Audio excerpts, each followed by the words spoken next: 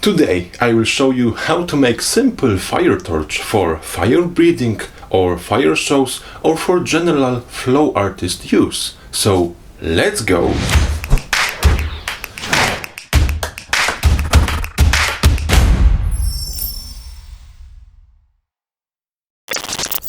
Okay, in this video I will show you everything you need to know about making simple and cheap fire torches. For this you will need a couple of materials: Kevlar wick, screws, masking tape, grip tape for your comfort, black and white electrical tape, aluminum pipe and wooden dowel.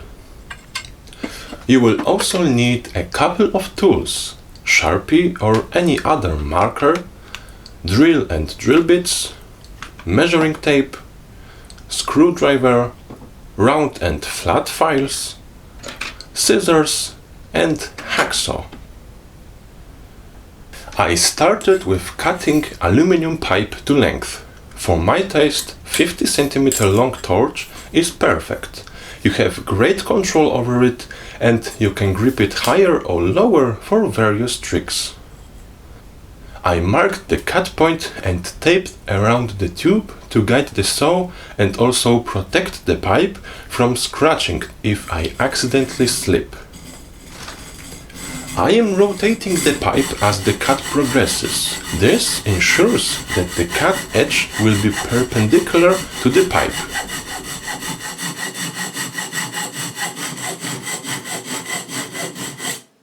For the nice and smooth end, I use a combination of files. Firstly, I file the inside of the pipe with the round file, and then with the flat one, I am getting rid of uneven points along the entire edge.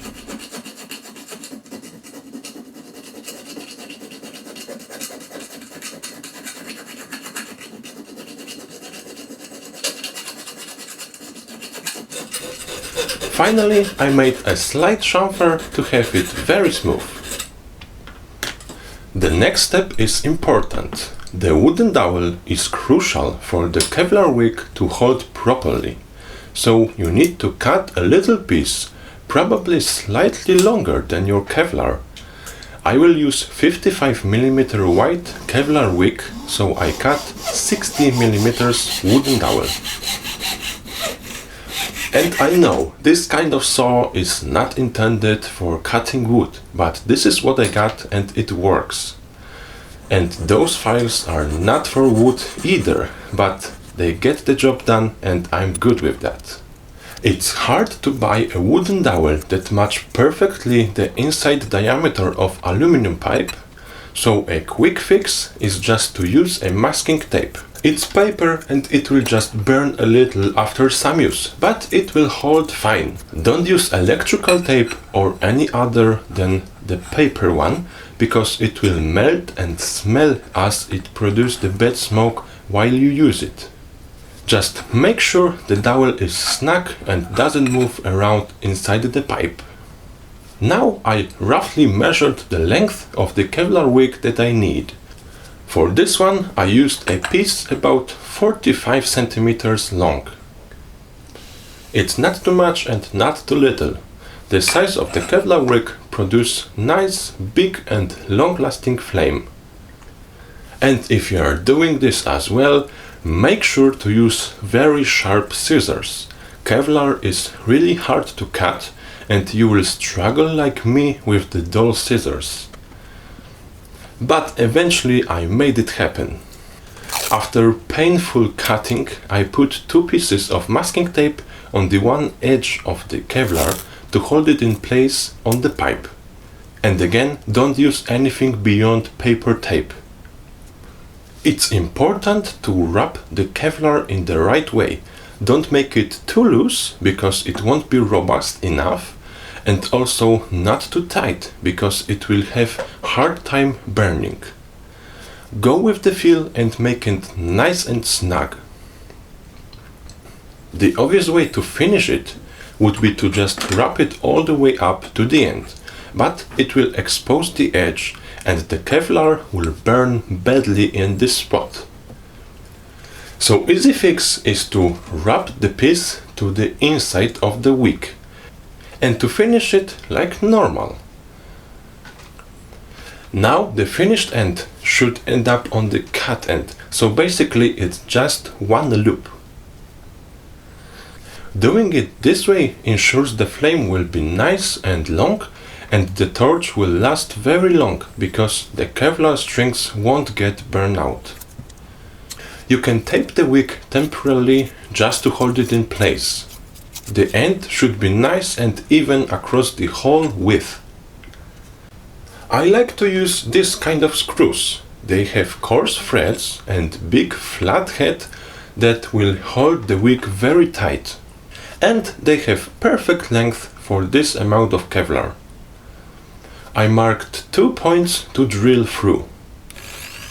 Here's another tip for you.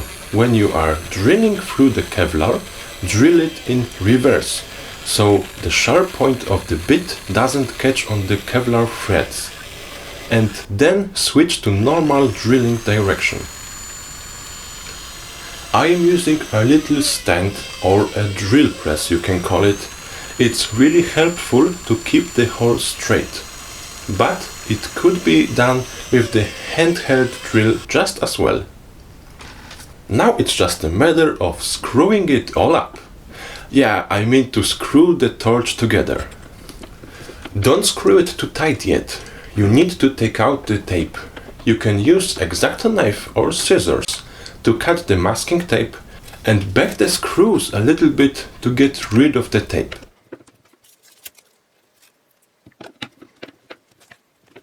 Now you can screw it all the way. At this point you have the torch done. Everything here is optional, but I think it's really good to put the grip tape over it to make it even better. I've cut the edge of the tape at an angle to make it a little easier to wrap. And I'm not an expert on wrapping the grip tape.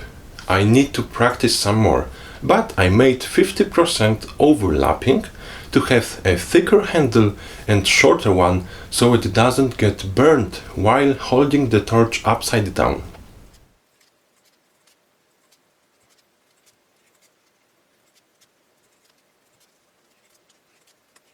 The end of the grip tape is also cut at an angle to have nice and even end. And then it's just a matter of securing it with electrical tape. I like to put a white strip on my equipment. It makes it look more professional as well as easier to distinguish in the air while flipping or throwing, especially when it's dark and the flame is blinding you a little.